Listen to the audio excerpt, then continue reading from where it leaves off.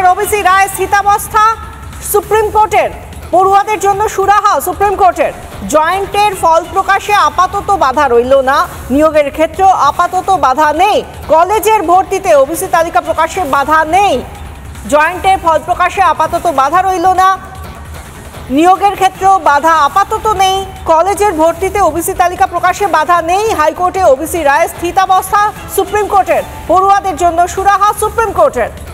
27 April পরীক্ষা হয়েছিল, আজকে 28 জুলাই, মানে 3 মাস কেটে গেছে। পশ্চিমবঙ্গ বাদ দিয়ে দেশের বিভিন্ন কলেজে ছাত্রদের ভর্তি হয়ে গেছে।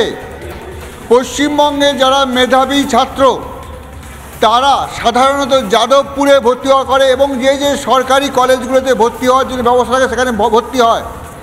কিন্তু এবছর যেটা হয়েছে, সমস্ত মেধাবী ছেলেরা কি হবে কি হবে না, ভর্তি হবে কি হবে না, সেই নিয়ে তারা এমন দুবিধায় পড়েছে।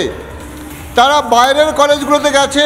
রাজ্যের মেধাবী ছাত্ররা অনেকেই বাইরে, কেউ রাজস্থানে গেছে, কেউ বেঙ্গালুরুতে গেছে, কেউ মধ্যপ্রদেশে গেছে, কিন্তু রাজ্যের সিট ফাঁকা।